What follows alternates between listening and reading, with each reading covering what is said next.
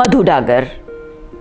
मधु डागर एक ऐसी social worker हैं जिन्होंने शादी के बाद अपने सपनों को रुकने नहीं दिया, बल्कि एक ऐसा संतुलन साधा जो उनके परिवार, उनके सामाजिक कार्यों में बैलेंस बनाकर चलते हुए दूसरों के लिए मिसाल साबित हुआ। तो आइए जानते हैं मधु डागर के बारे में उन्हीं की ज़बानी।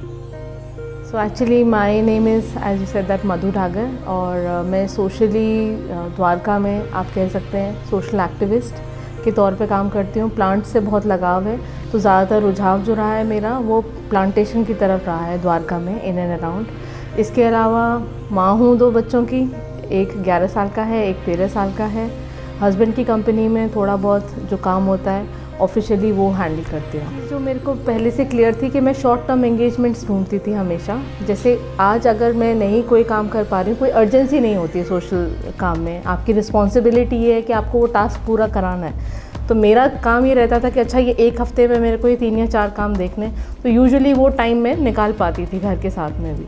सो जैसे गाड़ी ड्राइव कर रहे हैं, कार प्ले पे फ़ोन लगाया, फॉलोअप्स कर लिए, तो यूजुअली ये मेरा पैटर्न रहा है। एरिया से हुई थी जब मैं वुमेन एमसी मेंबर अपनी सोसाइटी की एज एन इलेक्ट हुई थी, तो मुझे लगा कि डेडिकेटेडली थोड़ा सा काम अपने एनवायरनमेंट की तरफ भी किया जाए। इस चक्कर में मैं सारी अथॉरिटी जैसे डीडीए हो गया, एसडीएमसी हो गया, इन सब से कनेक्ट हुई। तो जब इनसे कनेक्ट हुए तो मेरा सबसे पहला क्वेश्चन ये होता था कि आज तो हम इस प्लांट को लगा देंगे, तो क्या इसकी गारंटी है कि ये सर्वाइव करेगा या नहीं करेगा। सो गारंटी में उसके फॉलोअप से जो मैं आपको कह रही थी कि हर हफ्ते उसमें पानी लगवाना, मेक श्योर करना कि ये प्लांट्स जो हैं ये ज़िंदा रहें। सिर्फ लगाना इम्पॉर्टेंट नहीं है, उस प्लांट को एक लाइफ देना, और जब वो एक पर्टिकुलर एक लेवल तक आ जाते हैं उसके बाद फिर प्लांटेशन में उतना ध्यान देने की ज़रूरत नहीं पड़ती। देन इट कम्स कि भाई आज हम अगर बात करें कोविड के टाइम में सबसे ज़्यादा कहते हैं ऑक्सीजन की ज़रूरत थी, तो वो ऑक्सीजन कहाँ से आई? प्लांट्स के थ्रू। अगर आपका आसपास का एरिया, अगर आप कोई भी उसको थोड़ा भी एफर्ट डाल के ग्रीन करा सकते हैं, तो मुझे लगता है उससे बड़ा कुछ नहीं हो सकता। आप एक अच्छा एनवायरनमेंट आगे बच्चों के लिए, नेक्स्ट जनरेशन के लिए भी छोड़ के जाना चाहते हैं। आगे की अगर हम बात करें तो क्या हमारे बच्चे यहाँ पे रहना चाहेंगे, इंडिया में रहना चाहेंगे इस सिचुएशन में? नहीं। तो उसको हमें एनवायरनमेंट पे आज से काम करेंगे तो 20 साल बाद कुछ रिजल्ट्स आएंगे। तो मेरा स्टार्टिंग अभी से इसलिए थी ताकि कल को बच्चे अगर बाहर भी जाना चाहें तो थोड़े बहुत दिन पढ़ाई करके वापस अपनी कंट्री में आएँ और अपने ही देश में रहें और गर्व से कह सकें कि ये मेरा देश है। मेरे रास्ते में हमारी सोसाइटी सबसे पहली थी ज़ीरो वेस्ट मैनेजमेंट एसडीएमसी की तरफ से करने वाली, जिससे मैंने पर्सनली एसडीएमसी को बोला था कि मैं हर घर जाके डोर नॉक करके बात करूँगी। वो मैंने किया, हर घर में मैंने बात करी, हर घर में समझाया। समझाने का एक तरीका, उनकी बात सुनना। अगर आप सुन पा रहे हैं, दूसरे का पर्सपेक्टिव समझ पा रहे हैं, तो डेफिनेटली आप उसको कहीं ना कहीं अचीवेबल टारगेट्स हो जाते हैं। अगर मैं सामने वाले का पर्सपेक्टिव ही नहीं समझ पाऊंगी तो वो नॉन अचीवेबल हो गया कि नहीं, आपको तो ऐसे ही करके भेजना पड़ेगा।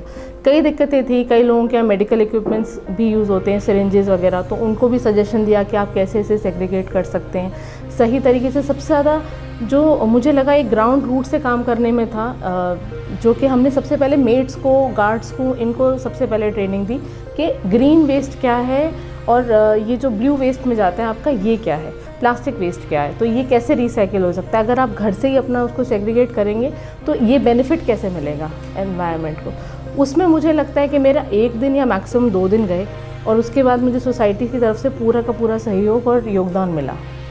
तो ऐसा नहीं है कि मतलब अगर बात करो और समझाओ, तो मेरी बात तो सुनी गई है अभी तक। परिवार का सहयोग बहुत था, बच्चे भी मेरी बात समझते हैं कि मम्मा बिज़ी है, थोड़ी देर में आना, ये बड़ी बात होती है। और बहुत कम एज से उन्होंने मेरे को ऐसे काम करते हुए देखा है, तो उनको लगता है कहीं ना कहीं मैं उनके लिए भी एक मिसाल बनना चाहती हूँ कि कल को मेरे बच्चे ही, जब मुझे घर में रिस्पेक्ट नहीं मिलेगी तो बाहर कहाँ से मिलेगी। So you know, charity begins at home, so that was my first objective. So जब उन्होंने देखा कि मम्मा बहुत ही ग्राउंड लेवल पे इन्वॉल्व है, तो वो भी मेरी मदद करते हैं। एक बेसिक सा छोटा सा एग्जांपल देना चाहूँगी यहाँ पे।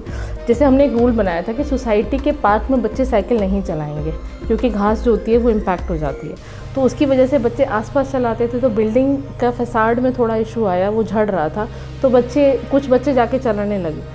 लेकिन मेरे बच्चों ने आके मुझसे पूछा कि मम्मा क्या हम चलाएँ या नहीं चलाएँ, बिकॉज़ आपने बोला था कि ये रूल है। सो वो छोटी से छोटी बात भी बोलूँ तो वो कहीं ना कहीं आके एक बार डिस्कस करना, पूछना कैसा है, क्या कर सकते हैं, क्या एक्शंस ले सकते हैं, ये बच्चों की तरफ से हमेशा आता है। So I am really thankful to have good kids, ये भी मैं बोलूँगी। मैं उन लोगों को ये संदेश देना चाहूँगी कि देर कभी भी नहीं होती है। आप जब इसको शुरुआत करेंगे तभी इसकी शुरुआत हो सकती है। मैंने भी बहुत लेट शुरुआत करी है। I think around 36 years I started working as a social activist in nearby areas।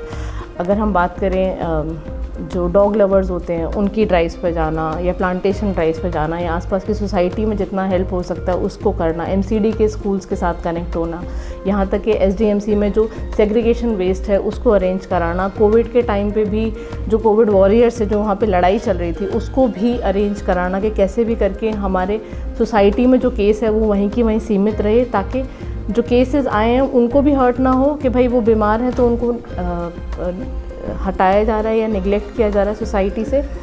इसके अलावा उनका प्रॉपर ध्यान रख के उस चीज़ को उन्हें एड्रेस करके वहीं के वहीं उस बीमारी को सेग्रीगेट करके ख़त्म करके फिर आगे बढ़ने की प्रेरणा मैंने देखी है अपनी सोसाइटी में। और मैं यही बोलूँगी कि कभी भी शुरुआत करिए, definitely you have to give it a start now, because अगर आज से भी आप शुरुआत करेंगे तो सुधार आते आते कई साल लग जाएंगे। It's easy to blame an authority और अ गवर्नमेंट और any politician than to get into the sync with the system, how to improve the system also.